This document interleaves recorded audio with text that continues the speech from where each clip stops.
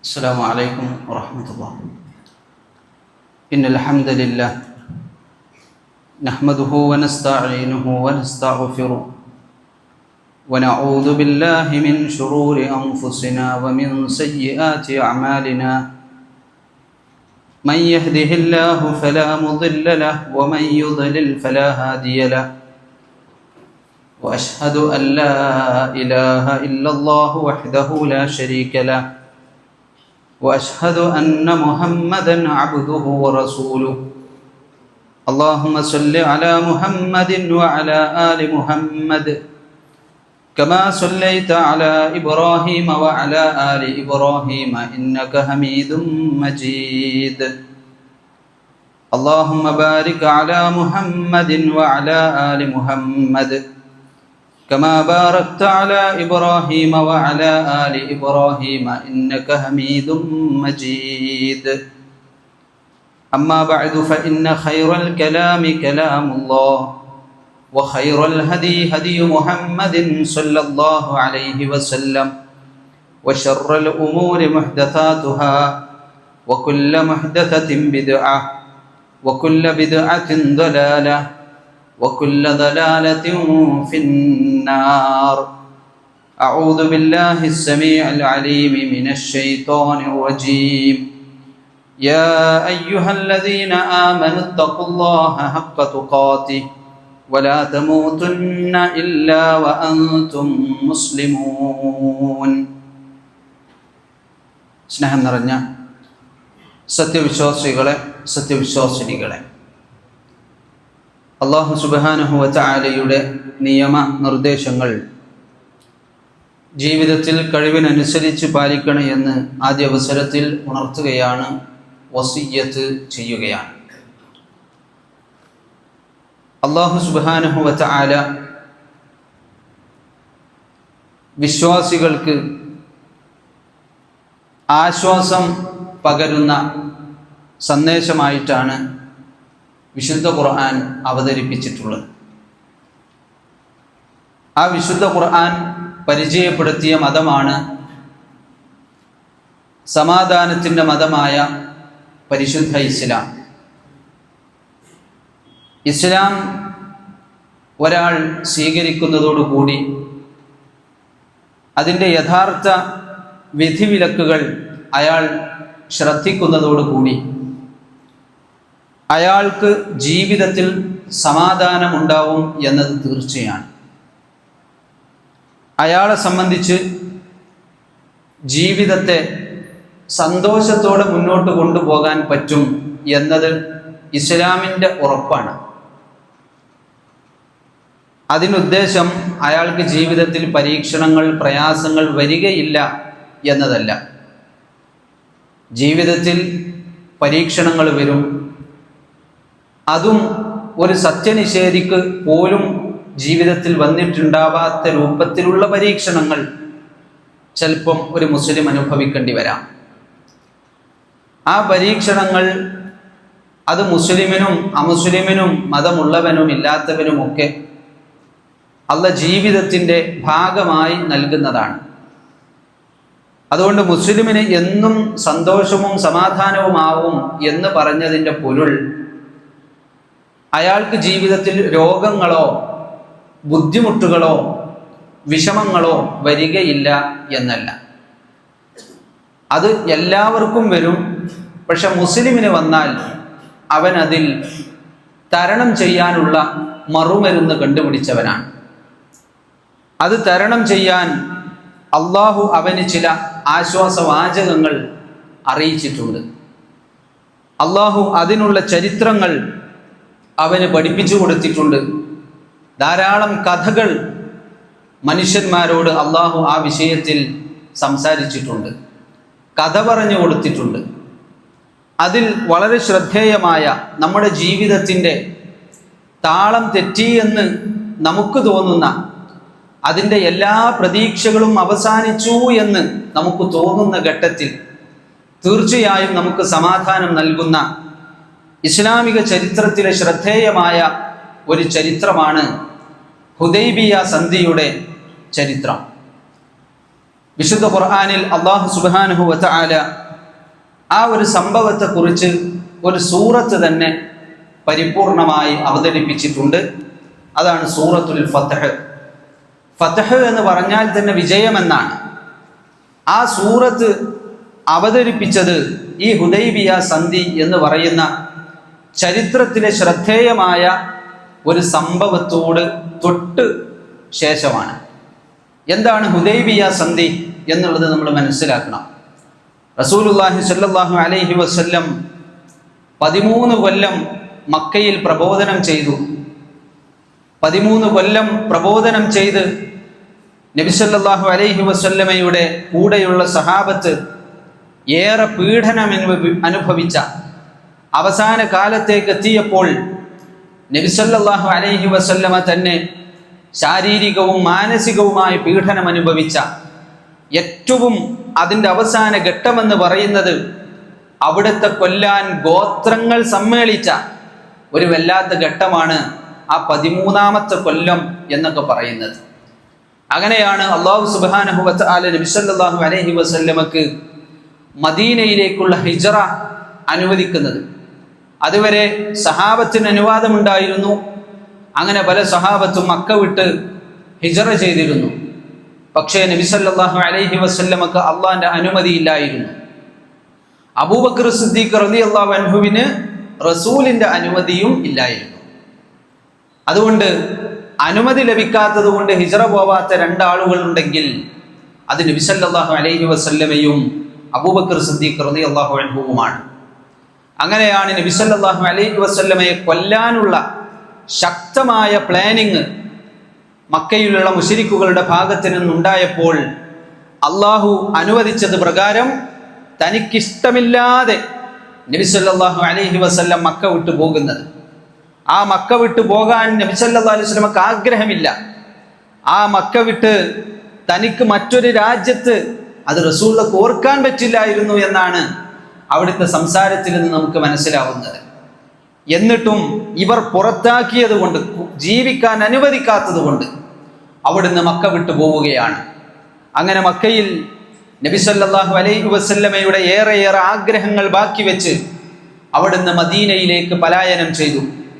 മദീനയിൽ അതിൻ്റെ തുടക്കം മുതൽ ഒരു വേള നബി സല്ലല്ലാഹു അലൈഹി വസല്ലം മദീനയിൽ കാലുകുത്തുന്നതിന് മുമ്പ് തന്നെ ശക്തമായ ഇസ്ലാമിൻ്റെ വളർച്ചയാണ് നമുക്ക് ചരിത്രത്തിൽ കാണാൻ പറ്റുന്നത്. ആ മദീനയിൽ ഇസ്ലാം വളരുംതോറും അറബ് മുശ്രിക്കുകൾക്ക്, മക്കയിൽ നേതൃത്വത്തിലുള്ള ഖുറൈശികൾക്ക് ഇസ്ലാമിനുള്ള ശത്രുതയും വൈരാഗ്യവും വർദ്ധിച്ചു വന്നു. മദീനയിൽ മുസ്ലിങ്ങൾ എത്രത്തോളം വ്യാപിക്കുന്നുവോ അതിൻ്റെ 10 മടങ്ങ് ശത്രുതയും ദേഷ്യവും വിദ്വേഷവും മക്കയിലുള്ള ഖുറൈശികൾക്കും വർദ്ധിച്ചു വന്നു. അതാണ് ബദറായത്, ഉഹദായത്, ഖന്തഖായത്. അങ്ങനെ 3 യുദ്ധങ്ങൾ ചരിത്രത്തിൽ തന്നെ, ലോകത്ത് തന്നെ വലിയ ശ്രദ്ധ പിടിച്ചു പറ്റിയ 3 യുദ്ധങ്ങൾ ഖുറൈശികൾക്കും നബി സല്ലല്ലാഹു അലൈഹി വസല്ലമക്കും ഇടയിലുണ്ടായി. അല്ലെങ്കിൽ അറബ് മുശ്രിക്കുകൾക്കും നബി സല്ലല്ലാഹു അലൈഹി വസല്ലമക്കും ഇടയിലുണ്ടായി.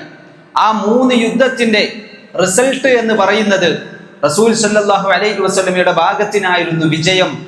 റോമക്കാരും പേർഷ്യക്കാരും അടങ്ങുന്ന അന്നത്തെ വലിയ സാമ്രാജ്യങ്ങൾ വരെ ഇസ്ലാമിനെ ശ്രദ്ധിക്കുന്നിടത്ത്, അറബികളെ ഉറ്റുനോക്കുന്നിടത്ത്, അറബികളെ കുറിച്ച് അവർ കണ്ടുവച്ചിരുന്ന തരം താഴ്ന്ന ധാരണ തിരുത്തുന്നിടത്ത് ഈ 3 യുദ്ധങ്ങൾക്ക് ചരിത്രപരമായ പ്രാധാന്യമുണ്ടായിരുന്നു.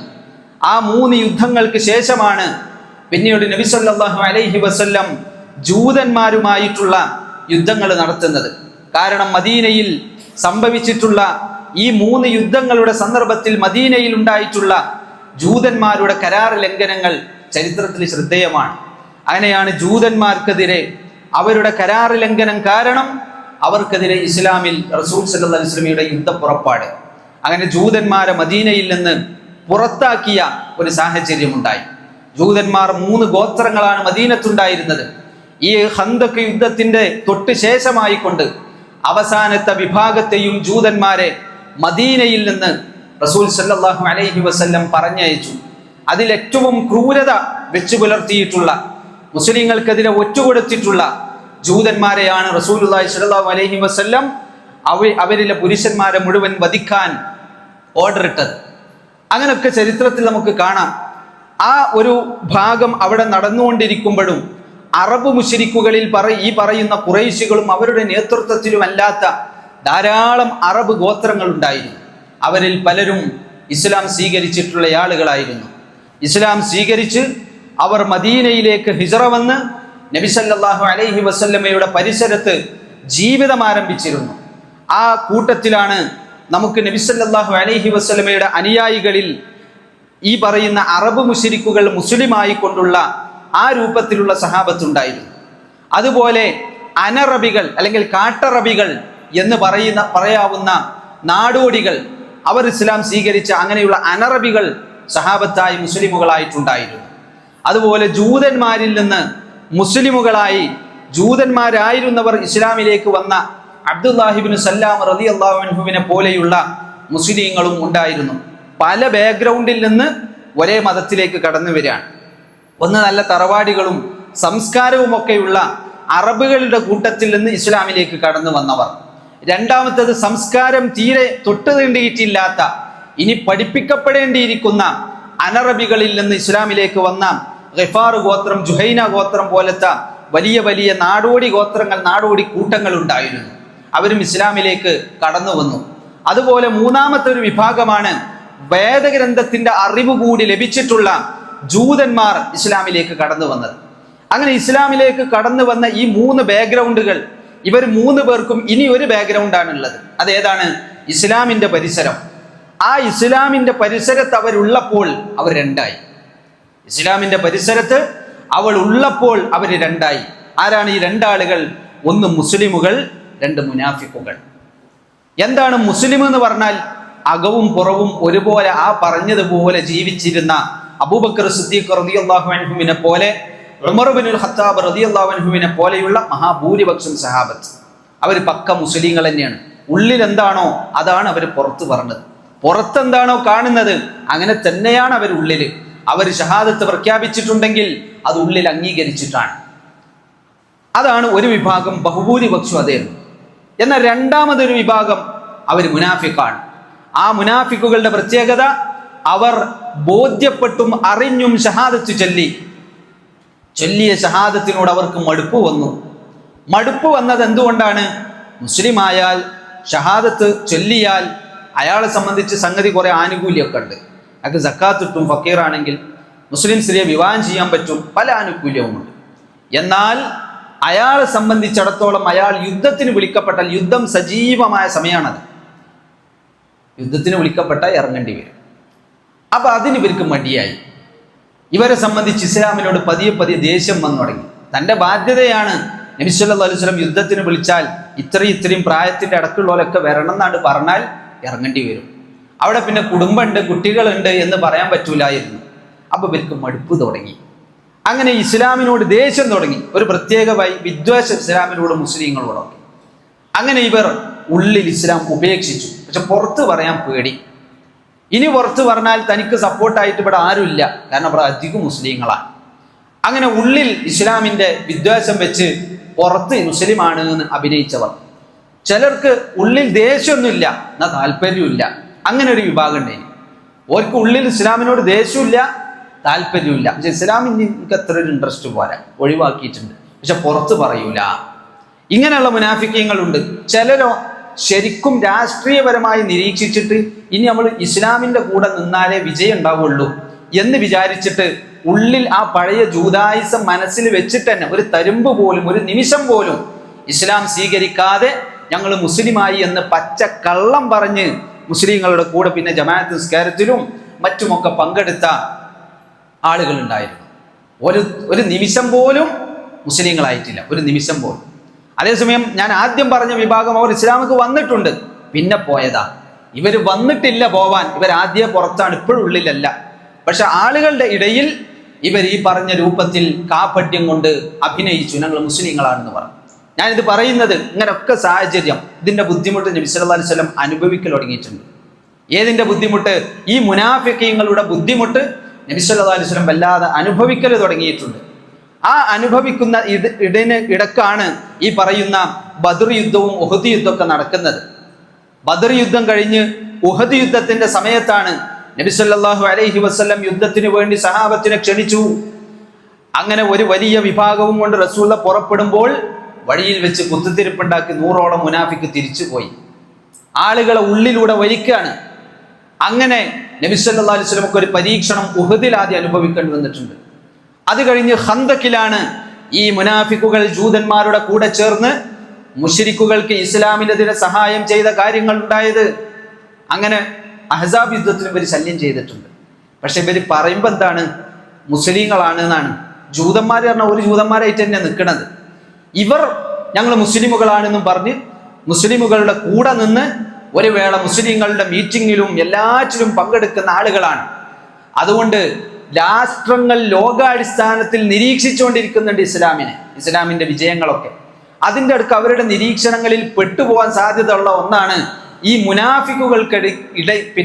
മുനാഫിക്കുകളെ കുറിച്ച് അള്ളാന്റെ റസൂല് ശക്തമായ വല്ല നടപടിയും എടുത്താൽ ഇവരെന്ത് പറഞ്ഞുണ്ടാകും? അത് ഒരു നലിമ്പലില്ലാത്ത നാട്ടുകാരാണ്. കാരണം സ്വന്തം അനുയായികളെ വരെ ഇല്ലാതായിക്കൊണ്ടിരിക്കുകയാണ്.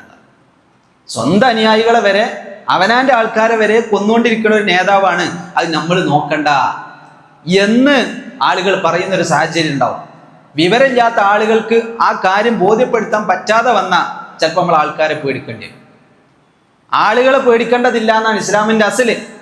എന്നാൽ ആ ആളുകൾക്ക് പറഞ്ഞ് ബോധ്യപ്പെടുത്താനുള്ള ബുദ്ധിയും വിവേകവും ഒക്കെ ഇല്ല എന്ന് വന്നാൽ ചിലപ്പോൾ ജനങ്ങളെ പേടിക്കേണ്ടി വരുന്ന. അങ്ങനെ ജനങ്ങളെ പേടിച്ചത് കൊണ്ടാണ് നബി സല്ലല്ലാഹു അലൈഹി വസല്ലം ഇപ്പോഴും അവിടുത്തെ നിർദ്ദേശപ്രകാരം നമ്മൾ കഅബാലയം വികസിപ്പിക്കാത്തത്. നമുക്കറിയാലോ, കഅബാലയത്തിൽ ഹിജ്ർ ഇസ്മായിൽ എന്ന് പറഞ്ഞിട്ട് കെട്ടിപ്പടുക്കാത്ത തറ മാത്രമുള്ളൊരു ഭാഗമുണ്ട്. ആ ഭാഗം സത്യത്തിൽ കഅബയുടെ ഭാഗമാണ്. എന്നാൽ നബി സല്ലല്ലാഹു അലൈഹി വസല്ലമക്ക് നുബുവത്ത് കിട്ടുന്നതിന് മുമ്പ് കഅബാലയം തകർന്നപ്പോൾ പുനർനിർമ്മാണ വേളയിൽ ഹറാമില്ലാത്ത, പറ്റിക്കാത്ത, കളവില്ലാത്ത ശുദ്ധ പണം മാത്രം സംഭാവന ക്ഷണിച്ചുകൊണ്ട് ഖുറൈശികൾ കഅബാലയം പുനർനിർമ്മാണത്തിന് തയ്യാറായപ്പം കല്ല് കൊണ്ടുവരാൻ പൈസ ഇല്ല, ഹലാലായ പൈസ ഇത്രയേ ഉള്ളൂ. ഉള്ള പൈസക്ക് ഒരു പടുത്തു, ബാക്കി തറവാക്കി വെച്ചു. ആ തറവാക്കി വെച്ച ഇൽമ് നാട്ടുകാരുടെ അടുത്ത് നിന്ന് പോയി, കാരണവന്മാർക്കേ അറിയുള്ളൂ. പിന്നെ നബി സല്ലല്ലാഹു അലൈഹി വസല്ലമക്ക് മക്ക വിജയം ഹിജ്റ 8-ാം കൊല്ലത്തിൽ, അപ്പോഴാണ് കഅബാലയത്തിന്റെ അധികാരം വന്നത്. ജനങ്ങൾക്ക് ഒരു അസ്വാരസ്യവും ജനങ്ങൾക്കിടയിൽ ഒരു ഫിത്നയും ഉണ്ടായില്ലായിരുന്നു എങ്കിൽ ഈ കഅബാലയത്തിന്റെ പണി ഞാൻ പൂർത്തിയാക്കുമായിരുന്നു എന്ന് റസൂലുള്ളാഹി സ്വല്ലല്ലാഹു അലൈഹി വസല്ലം പറഞ്ഞു. കാരണം അല്ലെങ്കിൽ പറയും മുഹമ്മദ് വന്ന പാട് നമ്മളെ കഅബയെ തൊട്ടത് എന്ന് പറയും, ഫിത്ന ഉണ്ടാവും. അതുകൊണ്ട് ചിലപ്പോൾ ജനങ്ങളെ പേടിച്ചിട്ട് വേറെ ദോഷമൊന്നും വെച്ചുകൊണ്ടിരിക്കുന്ന, ജനങ്ങളെ പേടിച്ചിട്ട്, കാരണം ജനങ്ങളെ പറഞ്ഞ് ബോധ്യപ്പെടുത്തൽ ചിലപ്പോൾ ബുദ്ധിമുട്ടാവും. മദീനയിൽ ഇപ്പൊ കാണുന്നൊരു പച്ചക്കുബ്ബയുണ്ട്. അത് ഒരു കാലത്ത് സൂഫികൾക്ക് അധികാരം കിട്ടിയപ്പം വന്നതാണ്. ആ പച്ചക്കുബ്ബ ഇപ്പൊ സെലഫികളുടെ കയ്യിൽ കിട്ടിയിട്ട് എന്താ പൊളിക്കാത്തതെന്ന് ചോദിക്കും, ജനരോഷം ഉണ്ടാവും. അതല്ലാതെ പച്ചക്കുബ്ബ ശറഇന്റെ ചിഹ്നമായത് കൊണ്ടല്ല. അപ്പൊ ചിലതൊക്കെ ജനങ്ങളെ പേടിച്ചിട്ട് വെച്ചുകൊണ്ടിരിക്കും. എന്ന പോലെ നബി സല്ലല്ലാഹു അലൈഹി വസല്ലം വിവരമില്ലായ്മയുടെ അപകടം പേടിച്ചിട്ട് ഈ മുനാഫിക്കുകളെ വെച്ചുകൊണ്ടിരുന്നു. പറയുമ്പോൾ റസൂലിനോട് അള്ളാന്റെ ഓർഡർ ഉണ്ട്, നിങ്ങളുടെ താല്പര്യ പ്രകാരമാണെങ്കിൽ അവരെ കൊല്ല, നാട്ടിൽ നിന്ന് പുറത്താക്കാൻ. സൂറത്തുൽ അഹ്സാബിൽ നമുക്ക് കാണാം. പക്ഷെ നബി സല്ലല്ലാഹു അലൈഹി വസല്ലം വഫാത്താവോളം അങ്ങനെ ഒരു പരിശ്രമത്തിന് മുതിർന്നിട്ടില്ല. മുനാഫിക്കുകൾ റസൂൽ വഫാത്താവുമ്പോഴും ഒക്കെ മദീനത്തുണ്ട്. പറയുമ്പം നബി സല്ലല്ലാഹു അലൈഹി വസല്ലമക്ക് ആദ്യം അറിയില്ലായിരുന്നു ആരാ മുനാഫിക്ക് എന്ന്. പിന്നെ അറിയിക്കപ്പെട്ടു. ആ അറിയിക്കപ്പെട്ട ശേഷവും നബി സല്ലല്ലാഹു അലൈഹി വസല്ലം അവരെ മുസ്ലിമുകളെ പോലെ തന്നെയാണ് കൈകാര്യം ചെയ്തിട്ടുള്ളത്. അവരെ പരസ്യമായി വഷളാക്കുക പോലും ചെയ്തില്ല. ഇവർ മുനാഫിക്കുകളാണ് എന്ന് പരസ്യമായി വഷളാക്കുക പോലും ചെയ്തില്ല. ചിലർക്ക് സ്വകാര്യമായി പറഞ്ഞെടുത്തിട്ടുണ്ട്. ഹുദൈഫത്ത് ബിൻ യമാൻ റളിയല്ലാഹു അൻഹുവിന് നബി സല്ലല്ലാഹു അലൈഹി വസല്ലം മുനാഫിക്കുകളുടെ പേര് പറഞ്ഞെടുത്തിട്ടുണ്ട്. അപ്പോൾ ഉമർ റളിയല്ലാഹു അൻഹു ചോദിച്ചത് അത് ആരാന്നല്ല, ഞാൻ അതിലുണ്ടോയെന്ന് ചോദിച്ചു, എൻ്റെ പേര് അതിലുണ്ടോയെന്ന് ചോദിച്ചു. അപ്പം നിങ്ങളെ പേര് അതിലില്ല, അൽഹംദുലില്ലാഹ്. അങ്ങനെയായിരുന്നു സഹാബത്തിന്റെ സമീപനം. അപ്പൊ ഞാൻ പറഞ്ഞു വരുന്നത്, ഈ ബാക്ക്ഗ്രൗണ്ടിൽ നിന്നിട്ട് വേണം നമ്മൾ ഈ ഹുദൈബിയ സന്ധി മനസ്സിലാക്കാൻ. ആ ഹുദൈബിയ സന്ധിയിൽ എന്താണ് നടക്കുന്നത്? അഹ്സാബ് യുദ്ധവും കഴിഞ്ഞ് ബനുൽ മുസ്തലിഖ് യുദ്ധവും കഴിഞ്ഞ്, ബനുൽ മുസ്തലിഖ് യുദ്ധം അത് അറബ് ഗോത്രവുമായിട്ടുള്ളൊരു യുദ്ധമാണ്. ആ ജൂതന്മാരുമായിട്ടുള്ളൊരു യുദ്ധമാണ്, പുറത്തുള്ള ജൂതന്മാർ. അതും കഴിഞ്ഞിട്ട് നബി സല്ലല്ലാഹു അലൈഹി വസല്ലം ഹിജ്റ 6-ാമത്തെ കൊല്ലത്തിൽ ശവ്വാൽ മാസത്തിൽ ഉംറക്ക് വേണ്ടി തീരുമാനിക്കാൻ, ഉംറ ചെയ്യാൻ വേണ്ടി തീരുമാനിക്കാൻ, കഴിയുന്ന ഹജ്ജും ചെയ്യണം. അങ്ങനെ മക്ക വിട്ടു പോന്ന റസൂൽ സല്ലല്ലാഹു അലൈഹി വസല്ലം ആദ്യമായി തിരിച്ച് മക്കയിലേക്ക് പോവുകയാണ്. മക്കയിൽ നിന്ന് ഹിജ്റ വന്ന റസൂൽ ആദ്യമായി തിരിച്ച് തന്നെ പുറത്താക്കിയ നാട്ടിലേക്ക് പോവുകയാണ്. കൊല്ലാൻ തീരുമാനിച്ച നാടാണ്.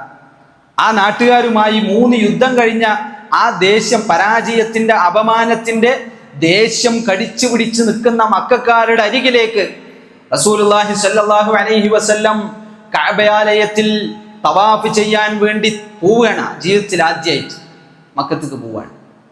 ആ മക്കക്ക് പോണത് ഈ പറയുന്ന ഹിജ്റ 6ാമത്തെ കൊല്ലം എന്ന് പറഞ്ഞാൽ നബി സല്ലല്ലാഹു അലൈഹി വസല്ലം മദീനക്ക് വന്ന് 6 കൊല്ലത്തിൻ്റെ അടുക്ക്, അതിൻ്റെ 3 യുദ്ധം നടന്നു ഇവരേറ്റ് തന്നെ. 6 കൊല്ലത്തിന് ശേഷം 6ാമത്തെ ഈ കൊല്ലത്തിൽ റസൂലുള്ളാഹി സ്വല്ലല്ലാഹു അലൈഹി വസല്ലം ശവ്വാൽ മാസത്തിൽ മക്കത്തേക്ക് പോവാണ്. അപ്പൊ റസൂലുള്ളാഹിക്ക് ഒരു ആഗ്രഹം, എന്നെ ആരുമില്ല എന്ന് പറഞ്ഞ് ചവിട്ടി തേച്ച് ഒഴിവാക്കിയതാണല്ലോ അവര്, എൻ്റെ ആൾക്കാരെ ഓരോന്ന് കാണണം, എൻ്റെ കൂടെ ഇപ്പം ഉള്ളവരൊക്കെ ഒന്ന് ഓരോന്ന് കാണണം എന്നൊരു പൂതി നബി സല്ലല്ലാഹു അലൈഹി വസല്ലം അവിടെ റസൂലുള്ളാഹി പറഞ്ഞ് ആഹ്വാനം ചെയ്തു. ആവതുള്ള എല്ലാവരും, കഴിയുന്ന എല്ലാവരും എൻ്റെ കൂടെ ഉംറക്ക് വരണം. അപ്പോൾ റസൂലുള്ളാഹിക്ക് വലിയ ഒരു മനോരോഗം അറിയാം, മേത്ത് മുറിയാക്കാൻ ബെൽജിൽ പലർക്കും വയ്യാന്ന്. അതുകൊണ്ട് യുദ്ധത്തിനാണെങ്കിൽ നല്ലോണം പിന്നിക്ക് വെക്കും. അതുകൊണ്ട് റസൂലുള്ളാഹി സ്വല്ലല്ലാഹു അലൈഹി വസല്ലം ഇഹ്റാമിന്റെ വേഷത്തെ ധരിച്ച് ഹജ്ജ് ചെയ്യാൻ പറ്റിയാൽ ഹജ്ജ് ചെയ്ത് അറക്കാനുള്ള മൃഗത്തിനെയും കൂടെ കൂട്ടി, നിങ്ങൾ ആരും സംശയിക്കേണ്ട, ഞങ്ങളെ പറ്റിച്ച് യുദ്ധത്തിന് കൊണ്ടുപോവുകയാണ് എന്ന് വരെ ഇവരുടെ ആ ഒരു ദീനിനോടുള്ള താല്പര്യമില്ലായ്മ കാരണം അവരെ കൂടി അടുപ്പിക്കാൻ നബി സല്ലല്ലാഹു അലൈഹി വസല്ലം അത്രമാത്രം ചെയ്തു. അത്രമാത്രം ചെയ്തിട്ട് ഇവരോടൊക്കെ കൂടെ വരാൻ പറഞ്ഞു. പക്ഷെ ആകെ 1400 ആൾക്കാരാണ് നബി സല്ലല്ലാഹു അലൈഹി വസല്ലമയുടെ കൂടെ വന്നത്. അറാബികൾ പലരും കുടുംബമുണ്ട്, കൃഷിയുണ്ട്, നാൽക്കാലികളുണ്ട്, തിന്നാൻ കൊടുക്കാനുണ്ട്, പരിയിൽ ഞാൻ പോന്ന ആരും ഉണ്ടാവില്ല, ഇങ്ങനെ പല ഉദറും. ഈ ഉദറൊക്കെ പറഞ്ഞ് ഓരവിടെ താങ്ങി നിന്നു. നബി സല്ലല്ലാഹു അലൈഹി വസല്ലം ആരും നിർബന്ധിച്ചില്ല. തൽപരരായ 1400ഓളം സഹാബത്തിനെയും കൊണ്ട് റസൂലുള്ളാഹി സ്വല്ലല്ലാഹു അലൈഹി വസല്ലം മക്ക ലക്ഷ്യമാക്കി പോവാണ്. അവരുടെ കയ്യിൽ എപ്പോഴും ഉണ്ടാവണ ഒരു വാള്, അത് കയ്യിലുണ്ട്. ഒരു യുദ്ധം അവർ മുമ്പ് കണ്ടിട്ടില്ല. എന്നാലോ ശത്രുക്കൾ എടുത്തുക പോണത്, ശത്രുക്കളുടെ അരികിലേക്കാണ് പോകുന്നത്. ഒരു യുദ്ധം അവർ മുമ്പിൽ കണ്ടിട്ടില്ല. റസൂലുള്ളാഹി സ്വല്ലല്ലാഹു അലൈഹി വസല്ലം ആ യാത്ര പോകുന്നു. മക്കക്കാര് നബി സല്ലല്ലാഹു അലൈഹി വസല്ലം പുറപ്പെട്ട വിവരം അറിഞ്ഞ് അവരവിടുന്ന് ഇങ്ങോട്ടും പുറപ്പെടാൻ. അവരും ഒരു യുദ്ധത്തിന് താല്പര്യം കാണിച്ചിട്ടില്ല. കാരണം അഹ്സാബോട് കൂടി ക്ഷീണം പറ്റി നിൽക്കുകയാണ്. എല്ലാ ഏകദേശ നേതാക്കന്മാരൊക്കെ വേറ് വിളിച്ചോലൊക്കെ തകർന്ന, ആരും ജീവിച്ചിരിപ്പില്ലാത്ത ഒരു അപമാനകരമായ അവസ്ഥയാണ് അവർക്ക്. ഇപ്പം നേതാവായിട്ടുള്ളത് അബൂ സുഫിയാൻ റളിയല്ലാഹു അൻഹു ഒക്കെയാണ്. അന്ന് അദ്ദേഹം മുശ്രിക്കാണ്. ആ അബൂ സുഫിയാൻ റളിയല്ലാഹു അൻഹു ഒക്കെയാണ് നേതാവായിട്ടുള്ളത്. പിന്നെ സുഹൈൽ ബിൻ അംർ ഉണ്ട്. അങ്ങനെ ഇവരുടെ നേതൃത്വത്തിൽ റസൂൽ തന്നെ മക്കയിൽ കാല് കുത്തിക്കരുത് എന്ന് ഇവർക്കൊരു ദേഷ്യം. കാരണം നമ്മളെ വാപ്പാരെയും കാരണന്മാരൊക്കെ കൊന്നതും ചീത്തൊളിച്ചത് ലോഞ്ഞിങ്ങോട്ട് വരണ്ടെന്നാണ്. അങ്ങനെ നബി സല്ലല്ലാഹു അലൈഹി വസല്ലമയും ഇവരും ഹുദൈബിയ എന്ന് പറയുന്ന മക്കയുടെ പുറത്തുള്ള ഒരു ഗ്രാമത്തിൽ വെച്ച് സന്ധിക്കുകയാണ്. ഒരമൽ അതിൻ്റെ ഇടക്ക് പിന്നെ വേറെ കുറേ സംഭവങ്ങളുണ്ട്, എല്ലാം കൂടി ഞാൻ വിശദീകരിക്കണില്ല. ആ ഹുദൈബിയയിൽ വെച്ച് റസൂലുള്ളാഹി സ്വല്ലല്ലാഹു അലൈഹി വസല്ലമയോട് ഇവർ പറഞ്ഞു, ഇന്ന് കയറാൻ പറ്റൂല. അങ്ങനെ കുറേ സംസാരമായതിൻ്റെ ശേഷം അവസാനം ഇവര് റസൂലുള്ളാഹിനോട് പറഞ്ഞു, എന്നാ പിന്നെ നമുക്കൊരു കരാർ എഴുതാമെന്ന് പറഞ്ഞു.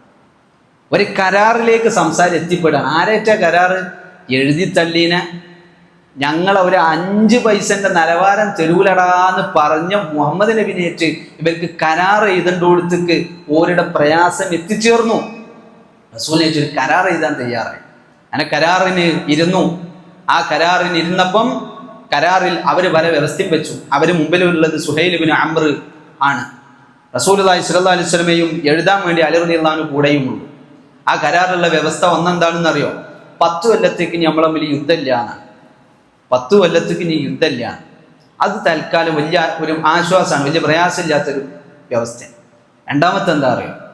ഞങ്ങളെ മക്കത്ത് നിന്ന് ആരെങ്കിലും മുസ്ലിമായിട്ട് നിങ്ങളെ മദീനത്ത് വന്നാൽ അവിടെ വെക്കാൻ ചൂല പറഞ്ഞേക്കണം. അപ്പൊ തിരിച്ചു അങ്ങനെ വേണമെന്നാണല്ലോ. അപ്പൊ തിരിച്ച് നിങ്ങളെ മദീനത്ത് നിന്ന് ആരെങ്കിലും കാഫറായിട്ട് മക്കത്തേക്ക് വന്നാൽ ഞങ്ങൾ പറഞ്ഞേക്കൂല. ഇത് സഹാബത്തിനോട് കേട്ടിട്ട് ഇളകി. ഉമർ ബിൻ അൽ ഖത്താബ് റളിയല്ലാഹു അൻഹുവിനൊക്കെ ഭയങ്കര ദേഷ്യം. ഉമർ റളിയല്ലാഹു അൻഹു പരിസരം മറന്ന് സംസാരിച്ചു എന്നാണ്. ഉമർ റളിയല്ലാഹു അൻഹു റസൂലിനോട് ചോദിച്ചു, റസൂലെ, നമ്മളെ ഹക്കിലും ഒരു ബാത്തിലും അല്ലേ? അതെ. നമ്മളെ ആൾക്കാർ ഒരു യുദ്ധം നടന്ന് കൊല്ലപ്പെട്ട ഷഹീദല്ലേ? ഒരു നരകത്തിലും അല്ലേ? അതെ. പിന്നെ നമ്മൾ താന്നെടുക്കണ്? ഇതൊക്കെയാണ് ഉമർ റളിയല്ലാഹുവിന്റെ ചോദ്യം. ഇളകി ഇങ്ങനെ നിൽക്കുകയാണ്. പക്ഷെ റസൂലുള്ളാഹി സ്വല്ലല്ലാഹു അലൈഹി വസല്ലം ആ കരാർ അംഗീകരിച്ചു. മുസ്ലിങ്ങളുടെ പലർക്കും അമർച്ചുണ്ട്, പിരിമുറുക്കുണ്ട്, എല്ലാം ഉണ്ട്, അടക്കിപ്പറച്ചിലൊക്കെ ഉണ്ട്. അതിൻ്റെ ഒക്കെ ഇടക്ക് നബി സല്ലല്ലാഹു അലൈഹി വസല്ലമക്ക് അള്ളാഹുവിൻ്റെ തീരുമാനമുണ്ടായിരുന്നു. ആ കരാറിൽ റസൂലുള്ള അംഗീകാരം കൊടുക്കാൻ. ഞാൻ അതിലേക്ക് വിശദമായ ഹുദൈബിയ സന്ധി ഞാൻ വിശദമായി പറയണില്ല. അങ്ങനെ നമ്മൾ മനസ്സിലാക്കേണ്ടത്, അത് കഴിഞ്ഞ് റസൂലുള്ളാഹി സ്വല്ലല്ലാഹു അലൈഹി വസല്ലം തിരിച്ചു പോരാണ്. തിരിച്ചു പോരുമ്പം പ്രത്യക്ഷത്തിൽ ഇപ്പം അപമാനിതർ മുസ്ലിങ്ങളാണ്. എന്താണ്? മക്കത്തേക്ക് ഉംറ ചെയ്യാൻ പോയ റസൂലുള്ളാഹിക്ക് അവിടുന്ന് കാലുത്താൻ പോലും പറ്റില്ല. എന്നിട്ടും ഒരു പ്രത്യക്ഷത്തിൽ നോക്കിയാൽ മുസ്ലിങ്ങളുടെ ഭാഗം കുറച്ചിലായി. മുസ്ലിങ്ങൾ കുറഞ്ഞെടുക്കേണ്ടടുത്ത് ഒരു കരാർ എഴുതി ഒപ്പിട്ട പോലെ ഉള്ളത്. മുസ്ലിങ്ങൾ കുറഞ്ഞെടുത്ത മാതിരിയായി. മുശ്രിക്കീങ്ങൾക്ക് വിജയം കിട്ടി, അവർക്ക് തൂക്കം കിട്ടുന്ന രൂപത്തിലുള്ള ഒരു കരാറും കൊണ്ട് മടങ്ങി വരുന്നത് പോലെയായി. 3 യുദ്ധം ഭാഗ്യത്തിന് ജയിച്ചു എന്നതിലപ്പുറം ഇപ്പൊ മുസ്ലിങ്ങൾക്ക് ആ പഴയ ധൈര്യമൊന്നുമില്ല എന്ന് തോന്നുമാറുള്ള ഒരു സമീപനം ആ ഹുദൈബിയ സന്ധിയിലുണ്ടായി. പക്ഷെ അല്ലാഹു സുബ്ഹാനഹു വ തആല ഈ ഒരു മനപ്രയാസം മുസ്ലിങ്ങൾക്കെല്ലാം ഉണ്ടായ ഒരു സാഹചര്യം റസൂലുള്ളാഹി സ്വല്ലല്ലാഹു അലൈഹി വസല്ലം മുസ്ലിങ്ങളോട് പറഞ്ഞു, ഏതായാലും ആയി, എല്ലാവരും തഹല്ലുലായി തലമുണ്ടനം ചെയ്തോളി എന്ന് പറഞ്ഞു. അർത്താളി എന്ന് പറഞ്ഞു. കൊണ്ടുവന്ന മൃഗങ്ങളൊക്കെ ഉണ്ടെങ്കിൽ അർത്താളി പ്രാവശ്യം ഏതായാലും നമുക്ക് ഉംറ ചെയ്യാം. കാരണം ഒരു പറഞ്ഞിരുന്നു, അടുത്ത കൊല്ലം ആണെങ്കിൽ നിങ്ങൾക്ക് ഉംറ ചെയ്യാം, ഇന്ന് ഏതായാലും കയറാൻ പറ്റില്ല, അടുത്ത കൊല്ലം ഉംറ ചെയ്യുകയാണെങ്കിലോ 3 ദിവസത്തിൽ കൂടുതൽ മക്കത്ത് നിൽക്കരുത്, അതും ഒരു വാളല്ലാത്ത ഒരു ആയുധം കയ്യിൽ വെക്കാനും പാടില്ല എന്ന് പറഞ്ഞാൽ എല്ലാം കൊണ്ട് മുസ്ലിങ്ങൾക്കാണ് കുറഞ്ഞെടുക്കേണ്ടി വന്നത്. അങ്ങനെയായിരുന്നു. അങ്ങനെ റസൂലുള്ളാഹി സ്വല്ലല്ലാഹു അലൈഹി വസല്ലമ ഇവരോട് പറഞ്ഞു, ഏതായാലും ഇപ്പൊ ഇങ്ങനെയാണ്. പക്ഷെ സാബത്തിനോട് ഉൾക്കൊള്ളാൻ കഴിയില്ല. റസൂലുള്ളാഹി പറഞ്ഞു തഹല്ലുലായി. ഇവരാരും തഹല്ലുലാവണില്ല. സാബത്തിന്റെ അടുത്ത് നിന്ന് അങ്ങനെ ഒരു സമീപനം റസൂലുള്ളാഹി ഇതുവരെ കണ്ടിട്ടില്ല. പറഞ്ഞിട്ട് കേൾക്കാത്തൊരു സമീപനം. കാരണം എന്താന്ന് വെച്ചാൽ അങ്ങനെയായിരുന്നു അവിടുത്തെ രംഗം. എന്ന് പറഞ്ഞാൽ എല്ലാ പ്രതീക്ഷയും കഴിഞ്ഞു എന്നർത്ഥം.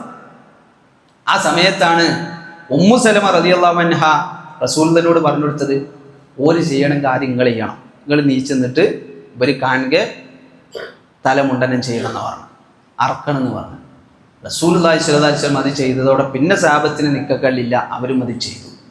ആ പോണ പോക്കിലാണ് സൂറത്തുൽ ഫത്ഹ് അവതരിപ്പിക്കപ്പെടുന്നത്. റസൂലുള്ളാഹി സ്വല്ലല്ലാഹു അലൈഹി വസല്ലമക്ക് ആ സൂറത്തുൽ ഫത്ഹ് അവതീർണമാകുമ്പോൾ അതിലെ 1-ാമത്തെ ആയത്ത് ബിസ്മില്ലാഹിർ റഹ്മാനിർ റഹീം, ഇന്നാ ഫതഹ്നാ ലക ഫത്ഹം മുബീനാ, തീർച്ചയായും നബിയെ അങ്ങക്ക് വ്യക്തമായ വിജയമാണ് ഞാൻ നൽകിയിട്ടുള്ളത്. വ്യക്തമായ വിജയം. മുബീൻ എന്നാണ് വ്യക്തം എന്നാണ്, പിന്നെ തെളിനയല്ല, ക്ലിയർ ആണ്. ഇപ്പൊ തിരിങ്ങക്ക് ഇത് വിജയമായിരുന്നു. അപ്പൊ ഏതാ വിജയം? ഈ ഹുദൈബിയ സന്ധി. മുസ്ലിങ്ങളോ അവര് കരുതിയിട്ടുള്ളത് ഇത് പരാജയമാണെന്ന്. നമ്മൾ തോറ്റു, ഇനി നമ്മളില്ല, ഇനി നമുക്കൊന്നും ഉയർച്ചയില്ല, നമ്മൾ അടിയറവ് വെച്ചു എന്നവർക്ക് തോന്നിയ ഘട്ടത്തിൽ അള്ളാഹ് അവതരിപ്പിക്കുന്നത് ഏറ്റവും വലിയ വ്യക്തമായ വിജയം നബിയെ അങ്ങക്ക് നാം നൽകിയിരിക്കുന്നു. അപ്പൊ ഈ ആയത്ത് കേട്ട്, ഈ ആയത്ത് റസൂലുള്ളാഹി സ്വല്ലല്ലാഹു അലൈഹി വസല്ലം ഉമർ റളിയല്ലാഹു അൻഹു അടുക്കളയിൽ ഓതി കൊടുത്തപ്പം ഏതാ വിജയം? ഇത് വിജയമാണോ എന്നാ ഹുദൈബിയ? ഇത് വിജയമാണ്. എങ്കിൽ ഇനി ഞങ്ങൾക്കൊന്നും പറയാനില്ല. ഒരു സമ്മതിച്ചു. പക്ഷെ അവർക്ക് മനസ്സിലായില്ല ഇതെന്താ വിജയം എന്ന്. എന്താ വിജയം എന്ന് ചോദിച്ചാൽ അടുത്ത കൊല്ലല്ലാത്ത അടുത്ത കൊല്ലം, ഹിജ്റ 8-ാം കൊല്ലം, 1400 ആളേറ്റ് റസൂലുള്ള ഹുദൈബിയക്ക് വന്ന റസൂല് ഹിജ്റ 8-ാം കൊല്ലത്തിൽ മക്ക പിടിച്ചടക്കാൻ വേണ്ടിയിട്ട് വരുമ്പം കൂടെ ഉള്ളത് 10,000-ലേറെ സഹാബത്താണ്. എങ്ങനെ എണ്ണം കൂടി? അതാണ് വിജയം. കുറെ ആൾ മദീനത്തുണ്ടായിരുന്നു. 10,000 ആയി എണ്ണം വർദ്ധിക്കുമാറുള്ള വിജയത്തിന്റെ കാരണം അത് ഹുദൈബിയ സന്ധിയായിരുന്നു. കാരണം അതുവരെ ദാവത്ത് നടത്താന്ന് പറഞ്ഞാൽ ഇവര് മറുതിൽ നിന്ന് വെട്ടോന്നൊരു പേടിൻ്റെ. കരാറ് വന്നതോടെ ഇനി ആക്രമണം പേടിക്കണ്ട, ഖുറൈശികളുടെ ഭാഗത്തുനിന്ന് ആക്രമണം പേടിക്കണം, മുസ്ലിങ്ങളോട്ട് ആക്രമണം ചെയ്യൂല. ആ നിലക്കായപ്പം എല്ലാ ഗോത്രത്തിനും നബി സല്ലല്ലാഹു അലൈഹി വസല്ലം ആളണ്ട് അയച്ചു. അറേബ്യൻ ഉപഭൂഖണ്ഡത്തിലെ ഗോത്രങ്ങളിലേക്കൊക്കെ കുതിരപ്പടയെ അയക്കപ്പെട്ടു. ആ കുതിരപ്പടയാളികൾ സഹാബത്ത് അവർ ദഅവത്ത് അതിശക്തമാക്കി. 2 കൊല്ലം കൊണ്ട് ധാരാളം ഗോത്രങ്ങൾ ഇസ്ലാമിലേക്ക് വന്നു. പക്ഷെ പല ഗോത്രങ്ങൾക്കും മദീനത്തേക്ക് വരാൻ പേടിണ്ടായിരുന്നു. കാരണം വഴിയിൽ കൊള്ള ഗോത്രങ്ങൾ ഉണ്ടായിരുന്നു, കൊള്ളക്കാരായ ഗോത്രങ്ങൾ. ഖുറൈശികളല്ലാത്തവര് എന്നവർ കൊള്ളക്കാരാവും. അതുകൊണ്ട് പവിത്ര മാസങ്ങളിലല്ലാതെ മക്കത്തുക്കാലും മദീനത്തുക്കാലും ഒരു നാട് വിട്ടു പോലും വിൽക്കൊന്നും പറ്റൂലേന്നു. ആയതിനാൽ നബി സല്ലല്ലാഹു അലൈഹി വസല്ലമയെ കണ്ടിട്ടില്ലാത്ത എന്നാൽ ഒരുപാട് ഗോത്രങ്ങൾ ഇസ്ലാമിലേക്ക് വരികയാണ്. പലരും ബുദ്ധിമുട്ടില്ലാത്തവരൊക്കെ മദീനത്ത് വന്ന് റസൂലുള്ളാഹി സ്വല്ലല്ലാഹു അലൈഹി വസല്ലമക്ക് കൈ കൊടുത്തു, മുസ്ലിമായി. ഇവിടെ നമ്മൾ മനസ്സിലാക്കേണ്ടത്, മക്കയിൽ 13 കൊല്ലത്തിൽ ഇവർ ചോദിക്കുന്നുണ്ട്, സ്വഹാബത്ത് ചോദിക്കുന്നുണ്ട്, എന്നാപ്പ നമുക്കൊന്ന് നീച്ചിക്കാൻ പറ്റലെന്ന്. നമ്മളെ ഹക്കിലല്ല റസൂലേ, നമ്മൾ ഹക്കിലല്ല റസൂലേ, എന്നിട്ട് നമ്മൾ എന്തിനാണ് ഇങ്ങനെ പീഡിപ്പിക്കപ്പെടുന്നത് എന്ന് ചോദിച്ചപ്പം നബി സല്ലല്ലാഹു അലൈഹി വസല്ലം പറഞ്ഞു, ഇന്ന നസ്റല്ലാഹി ഖരീബ്, അള്ളാഹിന്റെ സഹായം സമീപസ്ഥമാണ്, അത് വരും ഇൻഷാ അല്ലാഹ് എന്ന് പറഞ്ഞ ആ സമീപസ്ഥമായ വിജയത്തിന് മക്കത്തൊരു 13 കൊല്ലം കാത്തുനിന്നിട്ടും ഓലെ സംബന്ധിച്ച് ഒരു വിജയം, ഒരു മനസ്സിന് കുളിർമ ഉണ്ടാവുന്ന ഒരു വിജയം അവർ കണ്ടിട്ടില്ല. 13 കൊല്ലം മക്കത്ത് കാത്തുനിന്നിട്ട് മനസ്സിന് കുളിർമ കിട്ടുന്ന ഒരു വിജയം അവർ കണ്ടിട്ടില്ല. അവർ ഇസ്ലാം ഒഴിവാക്കി പോയില്ല, അവർ ഇസ്ലാം ഉപേക്ഷിച്ച് പോയില്ല. അതിനുശേഷം ഈ പറയുന്ന ഹിജ്റ 6-ാം കൊല്ലത്തിൽ ഏറ്റവും അപമാനകരമെന്ന് അവർക്ക് തോന്നുന്ന ഒരു സാഹചര്യത്തിൽ വരെ അവരെത്തി നിന്നു. ഒരു മനുഷ്യൻ എന്ന നിലക്കുള്ള ആ ദേഷ്യം, മനുഷ്യൻ എന്ന നിലക്കുള്ള ആ മാനസിക പ്രയാസം അവർ ഒരു നിമിഷം റസൂൽ സല്ലല്ലാഹു അലൈഹി വസല്ലമയോട് പ്രകടിപ്പിച്ചു. റസൂലിനോട് ഒരു പ്രകടിപ്പിച്ചല്ലോ. സഹാബത്തിനെ കുറിച്ച് നമ്മൾ എന്താ മനസ്സിലാക്കിയിട്ടുള്ളത്? അള്ളാഹിന്റെ റസൂലിനെ അത്രയും സ്നേഹിക്കുന്ന, റസൂലിനോട് മറുത്തൊരു വാക്ക് പറയാത്ത, നബി സല്ലല്ലാഹു അലൈഹി വസല്ലമയുടെ മുമ്പിൽ ശബ്ദമുയർത്താത്ത, നബി സല്ലല്ലാഹു അലൈഹി വസല്ലമക്ക് വേണ്ടി ജീവിതം കൊടുക്കാൻ തയ്യാറുള്ള ആ സഹാബത്ത് അവരുടെ മാനസിക പ്രയാസം കൊണ്ട് ഒരു നിമിഷം റസൂലിനോട് ധിക്കാരപരമായി പെരുമാറിയ ഒരു സാഹചര്യം ഉണ്ടായിച്ചാൽ ആ ഹുദൈബിയെ എത്രത്തോളം അവർക്ക് മാനസികമായി ബുദ്ധിമുട്ടുണ്ടാക്കിയിട്ടുണ്ട്. ആ ബുദ്ധിമുട്ടുണ്ടായെടുത്തുനിന്നാണ് അള്ളാഹ് ആയത്തിറക്കുന്നത്, ഇന്നാ ഫതഹ്നാ ലക ഫത്ഹൻ മുബീനാ. ഇതൊരു സമൂഹത്തിന് മാത്രമല്ല, പിന്നെയോ അള്ളാഹുവിന്റെ റസൂൽ സല്ലല്ലാഹു അലൈഹി വസല്ലമക്ക് അള്ളാഹ് അടുത്ത ആയത്തിൽ പറയുന്നത്, ലിയഗ്ഫിറ ലകല്ലാഹു മാ തഖദ്ദമ മിൻ ദംബിക വമാ തഅഖറ. റസൂലേ, അങ്ങയുടെ മുൻകഴിഞ്ഞ പാപങ്ങൾ അള്ളാഹ് പുറത്തു തരാനാണ്, അങ്ങയുടെ വരാനിരിക്കുന്ന പാപങ്ങൾ അള്ളാഹ് പുറത്തു തരാനാണ്. അള്ളാഹിന്റെ റസൂൽ സല്ലല്ലാഹു അലൈഹി വസല്ലമയെ അഭിസംബോധന ചെയ്തിട്ട് പറയാൻ അതിനെക്കുറിച്ച് പണ്ഡിതന്മാർ പറഞ്ഞു, ഒന്ന് റസൂൽ സല്ലല്ലാഹു അലൈഹി വസല്ലമക്ക് തന്നെ പാപ സുരക്ഷിതത്വം അള്ളാഹ് വാഗ്ദാനം ചെയ്യാണ്. ആ പാപങ്ങൾ വന്നു പോയത് പുറത്തു കൊടുത്തു എന്നുള്ള വാഗ്ദാനം ചെയ്യാണ്. 2, അത് നബി സല്ലല്ലാഹു അലൈഹി വസല്ലമയുടെ ഉമ്മത്തിനുള്ള, സഹാബത്തിനുള്ള വാഗ്ദാനമാണ്. നബി സല്ലല്ലാഹു അലൈഹി വസല്ലമയുടെ ഉമ്മത്തിനുള്ള, സഹാബത്തിനുള്ള വാഗ്ദാനമാണ്. അവരുടെ മുൻകഴിഞ്ഞ പാപങ്ങൾ, അവരുടെ ശേഷം വരാൻ സംഭവിക്കാനിരിക്കുന്ന പാപങ്ങൾ അള്ളാഹ് പുറത്തു കൊടുത്തിരിക്കുന്നു. ഇതേ ഓഫർ നമ്മൾ കേട്ട ചില ഇബാദത്തുണ്ട്. മുഹറം മാസത്തിന്റെ 10-ാം ദിനത്തിലുള്ള താസ്വാ നോമ്പ്, ആ നോമ്പിനെ കുറിച്ച് ഈ വാഗ്ദാനം അള്ളാഹിന്റെ റസൂൽ സല്ലല്ലാഹു അലൈഹി വസല്ലം പറയുന്നുണ്ട്. അപ്പൊ ജീവിതത്തിലെല്ലാം അവസാനിച്ചു എന്ന് കരുതിയ ഒരു ഭാഗത്താണ് അള്ളാഹു മുസ്ലിമുകൾക്ക് വലിയ ആശ്വാസം നൽകുന്നത്. ആ ആശ്വാസം നൽകുന്ന വാചകം അള്ളാഹ് പറയുന്നു, വയൻസുറകല്ലാഹു നസ്റൻ അസീസ. അജയ്യമായ, അപമാനമില്ലാത്ത, അഭിമാനകരമായ ഒരു സഹായം, ഒരു വിജയം നബിയെ അള്ളാഹു താങ്കൾക്ക് നൽകുന്നതാണ്. അള്ളാഹിന്റെ വാഗ്ദാനാണ്. ഇവരെല്ലാം കൊണ്ട് തീർന്നു എന്ന് വിചാരിക്കുന്നിടത്ത് ഈ ആയത്താണ് ഉമർ റളിയല്ലാഹു അൻഹു തിരിച്ച് കയറി വരുന്നത്. ഈ ആയത്താണ് കേൾക്കുമ്പോഴാണ്, ഈ സൂറത്തിന്റെ വചനങ്ങൾ ഓതി കേൾക്കുമ്പോഴാണ് സഹാബത്ത് ആ മൂടിയ മനസ്സ്, ആ മൂടൽ ആണ് തുറന്നു കിട്ടുന്നത്. അവർ തിരിച്ചു വരികയാണ്. അതാണ് അള്ളാഹ് പറയുന്നത്, ഹുവല്ലദീ അൻസലസ് സകീനത ഫീ ഖുലൂബിൽ മുഅ്മിനീൻ. ആ സത്യവിശ്വാസികളുടെ ഹൃദയങ്ങളിലേക്ക് അള്ളാഹ് സമാധാനവും ആശ്വാസവും ഇറക്കി നൽകി. ലിയസ്ദാദു ഈമാനം മഅ ഈമാനിഹിം. അവരുടെ വിശ്വാസത്തിലേക്ക് വീണ്ടും ഈമാൻ വർദ്ധിക്കാൻ. വലില്ലാഹി ജുനൂദുസ് സമാവാതി വൽ അർളി.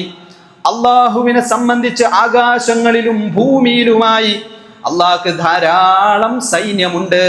വകാന അല്ലാഹു അലീമൻ ഹകീമാ. അള്ളാഹ് ഏറെ യുക്തിമാനാണ്, അള്ളാഹ് എല്ലാം അറിയുന്നവനാണ്. അതുകൊണ്ട് അള്ളാഹ്ക്ക് സൈന്യമുണ്ട്, അള്ളാഹുവിനെ സംബന്ധിച്ച് ശക്തിയുണ്ട്. ഈ ഖുറൈശികളെ എഴുതിത്തള്ളാൻ അള്ളാഹ്ക്ക് ഒരു വലിയ ശക്തി ഇറക്കേണ്ട സാഹചര്യമൊന്നുമില്ല. അതൊക്കെ അള്ളാഹ്ക്ക് നിസ്സാരാണ്. പിന്നെ എന്തേ അള്ളാഹ് ഇങ്ങനെ വെച്ചത്? എന്തേ അള്ളാഹു ഹുദൈബിയ സന്ധിയിൽ പ്രത്യക്ഷത്തിൽ മുസ്ലിമുകൾ താനൂന്ന് തോന്നുന്ന ഒരു കരാർ ഉണ്ടാക്കിച്ചത്? അത് അള്ളാഹിന്റെ ഹിക്മത്താണ്. ആ വിഷയം മുഅ്മിനീങ്ങൾ കണ്ട് ബോധ്യപ്പെട്ടപ്പോൾ സമാധാനമായി. അതാണ് ഇസ്ലാം എന്ന് പറഞ്ഞാൽ. അതാണ് മുസ്ലിമിനെ സംബന്ധിച്ച് ജീവിതത്തിൽ പിടിച്ചു കുലുക്കുന്ന ഏത് വിഷയം വന്നാലും അവൻ ഈ ബോധ്യം അള്ളാഹ് കൽബിൽ ഇട്ടുകൊടുത്താൽ പിന്നെ അവനക്ക് ആശ്വാസമാണ്. മാറാ രോഗം വന്നു. ആ രോഗം വന്ന് അവന്റെ മുമ്പിൽ എല്ലാ പ്രതീക്ഷകളും അടഞ്ഞു എന്ന് വിചാരിക്കുമ്പം താൻ അത്താണിയായി നിൽക്കേണ്ട ഒരു കുടുംബത്തെ ബാക്കി വെച്ച് അധ്വാനിക്കാനാവാതെ ഞാൻ പ്രതിസന്ധിയിലായി എന്ന് വിചാരിക്കുമ്പോൾ ഒരു മുസ്ലിമിന് കിട്ടുന്ന ആശ്വാസം, ഇതിലെന്തോ ഒരു ഖൈർ അള്ളാഹ് കണ്ടിട്ടാണ്. എൻ്റെ കാത്തിരിക്കുന്ന എൻ്റെ വീട്ടിലുള്ള എൻ്റെ മക്കളും കുടുംബവും അവരെ പ്രതീക്ഷ നശിപ്പിക്കുമാർ എനിക്ക് വന്ന ഈ രോഗത്തിന്റെ മുമ്പിൽ എനിക്ക് പതറേണ്ട ആവശ്യമില്ല, ഇതിലെന്തോ ഒന്ന് അള്ളാഹ് കണ്ടിരുന്നു. അതാണ് ആ സക്കീനത്ത് ഇവർക്ക് കിട്ടിയെന്ന് പറഞ്ഞാൽ. ഇവര് കണ്ടിട്ടില്ല 2 കൊല്ലം കൊണ്ട് ഈ മക്ക നമ്മളെടുത്ത് ആവാൻ പോവാന്ന് സാഹബത്തിന് ഈ ആയത്തോതിയപ്പോൾ മനസ്സിലായിട്ടില്ല. 2 കൊല്ലം കൊണ്ട് ഈ മക്ക നമ്മുടെ കയ്യിലാവുകയാണ് എന്ന് സഹാബത്തിന് ആയത്തോതിയപ്പോൾ മനസ്സിലായിട്ടില്ല. ഒരു 6 കൊല്ലത്തിന് ശേഷം ലോകം ഭരിച്ച റോമൻ സാമ്രാജ്യം നമ്മുടെ വരുതിയിലാവാൻ പോവാന്ന് ഈ ആയത്തോതിയപ്പം സഹാബത്തിന് മനസ്സിലായിട്ടില്ല. ഒരു കൊല്ലം കുറച്ചുകൂടി, ഒരു 2-3 കൊല്ലം കഴിഞ്ഞാൽ ലോകം ഭരിച്ചിരുന്ന പേർഷ്യൻ സാമ്രാജ്യം മുസ്ലിങ്ങളുടെ വരുതിയിൽ വരാൻ പോവുകയാണ് എന്ന് ഈ ആയത്തോതിയപ്പം സഹാബത്തിന് മനസ്സിലായിട്ടില്ല. ഒന്ന് മനസ്സിലായി, ഇതിലെന്തോ ഹൈറ് വരാനുണ്ട്. അതാണ് ഒരിക്കൽ അള്ളാഹ് സക്കീനത്ത് ഇട്ടുകൊടുത്തു, മനസ്സിനൊരു ആശ്വാസം ഇട്ടുകൊടുത്തു, ബോധ്യം ഇട്ടുകൊടുത്തു. ഇതിന്റെ പിന്നിൽ എന്തോ ഒന്ന് അള്ളാഹ് ഹൈറ് കണ്ടിട്ടുണ്ട്. അതെന്തേ അള്ളാഹ് ധൃതിപ്പെടാത്തത്? ഇനി ഈ സൂറത്ത് ഇങ്ങനെ ഓതുമ്പോൾ നമുക്ക് മനസ്സിലാവും. ഹുദൈബിയയിൽ യുദ്ധം നടന്നിരുന്നെങ്കിൽ, അള്ളാന്റെ ഇൽമ അങ്ങനെയാണല്ലോ. എന്താ അള്ളാന്റെ ഇൽമിനെ കുറിച്ച് അവന് മനസ്സിലാക്കിയത്? അള്ളാന്റെ ഇൽമ എന്ന് പറഞ്ഞാൽ കഴിഞ്ഞതിനെ കുറിച്ചൊക്കെ, വരാനുള്ളതിനെ കുറിച്ചൊക്കെ, ഇപ്പം നടന്നുകൊണ്ടിരിക്കുന്നതിനെ കുറിച്ചൊക്കെ കഴിഞ്ഞില്ല. പിന്നെ ഈ ഒരു കാര്യം നടക്കാത്തത് ഇൻ കേസ് അത് നടന്നാൽ എങ്ങനെ ഇരിക്കും അത് അള്ളാഹ്ക്കറിയാം. നടന്ന കാര്യങ്ങളൊക്കെ, നടന്നുകൊണ്ടിരിക്കുന്നതൊക്കെ അള്ളാഹ്ക്കറിയാം. നീ നടക്കാനുള്ളതും അള്ളാഹ്ക്കറിയാം, വ്യക്തതയോടെ, ഒരു അവ്യക്തത ഇല്ലാതെ. അതിലേക്ക് ചേർത്ത് പറഞ്ഞതാണ് മാലം യകുൻ ഇദാ കാന കൈഫ കാന. ഇല്ലാത്തൊരു കാര്യം അഥവാ ഉണ്ടായാൽ അതെങ്ങനെ ഇരിക്കും അത് അള്ളാഹ്ക്കറിയാം. അങ്ങനെയുള്ളിടത്താണ് ഈ ഹുദൈബിയ സന്ധിയിൽ, ഇൻ കേസ് അവിടെ ഹുദൈബിയ സന്ധി അല്ല നടന്നു, അവിടെ ഒരു യുദ്ധമാണ് നടന്നു കൂട്ടുക. ഒരു യുദ്ധം നടന്നു എന്ന് കൂട്ടിയാൽ ആര് ജയിക്കുമായിരുന്നല്ലോ? മുസ്ലിങ്ങൾ ജയിക്കുമായിരുന്നല്ലോ. പക്ഷെ അവിടെ ഒരു യുദ്ധം നടക്കലല്ല ഹൈറ്, അവിടെ യുദ്ധം നടക്കാതിരിക്കലാണ് ഹൈറ്. എന്തുകൊണ്ട്? അവിടെ ഒരു യുദ്ധം നടന്നാൽ ഒരു അഹ്സാബ് ആവർത്തിച്ചു എന്നേ വരൂ, ഒരു ഉഹുദും ബദറും പോലെ ഒരു യുദ്ധം നടന്നു എന്നേ വരൂ. എന്നാൽ ആ യുദ്ധം നടക്കാതെ വന്നപ്പോൾ അതിന്റെ പിന്നിലുണ്ടായത് അറേബ്യൻ ഉപഭൂഖണ്ഡം കംപ്ലീറ്റ് ഇസ്ലാമിലേക്ക് വരുന്ന ഒരു മഹാചരിത്രത്തിന് ലോകം സാക്ഷ്യം വഹിച്ചതാണ്. പിന്നെ അവിടെ കണ്ട അതാണ് അള്ളാഹ് പറഞ്ഞത്, അള്ളാഹിന്റെ പ്രവർത്തനങ്ങൾ അള്ളാഹ് ഹക്കീമാണ്, അള്ളാഹ് അലീമാണ്, എല്ലാം അറിയും. അതെങ്ങനെ കൈകാര്യം ചെയ്യണമെന്ന് അള്ളാഹ്ക്ക് ഹിക്മത്തുണ്ട്. അതിനനുസരിച്ച് അള്ളാഹു തൻ്റെ കാര്യങ്ങളിൽ നീക്കുപോക്കുണ്ടാക്കുന്നു.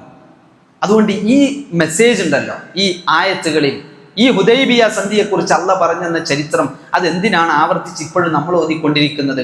അത് ഒരു സമൂഹത്തിന് മാത്രമല്ല, നമ്മുടെ ജീവിതത്തിൽ വ്യക്തിപരമായി നമുക്ക് അനുഭവിക്കാൻ സാധ്യതയുള്ള, എല്ലാം കൊണ്ടും നമുക്ക് ജീവിതം അവസാനിച്ചു എന്ന് തോന്നുന്ന ഒരു ഘട്ടത്തിൽ ഒരു മുസ്ലിമിന് ആത്മഹത്യക്ക് തോന്നാത്തത് ഇതിന്റെ പിന്നിൽ റബ്ബ് കണ്ട ഒരു ഖൈറിനെ അവൻ അഭൗതിക മാർഗത്തിൽ പ്രതീക്ഷിക്കുന്നു എന്നതുകൊണ്ടാണ്. ഒരു ജീവിതത്തിൽ തനിക്ക് വരുന്ന പ്രയാസങ്ങളിൽ അതിന് പിന്നിൽ അള്ളാഹു എനിക്കെന്തോ ഖൈറ് കണ്ടു എന്ന ഉറച്ച ബോധ്യം കൊണ്ടാണ് ഒരു മുസ്ലിമിന് അവിടെ ആ ഒരു വിഷയത്തിൽ ഒരു കുലുക്കം വരാത്തത്. വിഷമില്ലാഞ്ഞിട്ടല്ല, മനസ്സിന് കുലുക്കമില്ലാഞ്ഞിട്ടല്ല, മനസ്സിന് പ്രയാസം തോന്നിയെന്നിട്ടല്ല, പക്ഷെ അവൻ നിൽക്കും, പിടിച്ചു നിൽക്കും അവൻ. അതുകൊണ്ട് ആ മുഅ്മിനെ കുറിച്ച് അള്ളാഹുവിന്റെ റസൂൽ സല്ലല്ലാഹു അലൈഹി വസല്ലം പറഞ്ഞത് അവനൊരു ചെറിയ ഒരു ചെടി പോലെയാണ്, ചെറിയ ഒരു തണ്ട് പോലെയാണ്.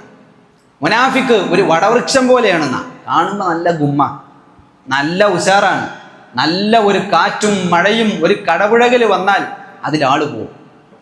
എന്നാൽ എത്ര ശക്തമായ കൊടുങ്കാറ്റ് വന്നാലും ഈ തൈ കിടന്നിങ്ങനെ ചായും, കാറ്റുണ്ടാകുമ്പോൾ ഒന്ന് ചായും, അതുകൊണ്ട് പോയാൽ നീച്ചു. അതാണ് മുഅ്മിൻ, അതാണ് മുഅ്മിനായ മനുഷ്യൻ. എത്ര വലിയ അവൻ്റെ ജീവിതം മൊത്തം പിടിച്ചു കുലിക്കണത് വന്നാലും അപ്പം അങ്ങ് നിൽക്കും. ചിലപ്പോൾ കുറച്ചേരൊക്കെ ഒന്ന് ഒരു താവലൊക്കെ ഉണ്ടാവും. അത് കഴിഞ്ഞ് തിരിച്ചു വരും. മുനാഫിക്ക് ആ വീണു ഇഞ്ഞവും തിരിച്ചു കയറൂല. അതാ മുഅ്മിനും മുനാഫിക്കും തമ്മിലുള്ള വ്യത്യാസം അള്ളാഹുവിൻ്റെ റസൂൽ സല്ലല്ലാഹു അലൈഹി വസല്ലം പറഞ്ഞിട്ടുള്ളത്. അതുകൊണ്ട് സൂറത്തുൽ ഫത്ഹ് അത് പരിപൂർണമായി ഞാൻ പറഞ്ഞിട്ടില്ല. അതിൽ ഒരുപാട് മെസ്സേജുകളാണ് അള്ളാഹു സുബ്ഹാനഹു വതആല സത്യവിശ്വാസികൾക്ക് ധൈര്യം പകർന്നുകൊണ്ട്, സത്യവിശ്വാസികൾക്ക് ഗുണപാഠമേകിക്കൊണ്ട് അവതരിപ്പിച്ചിട്ടുള്ളത്.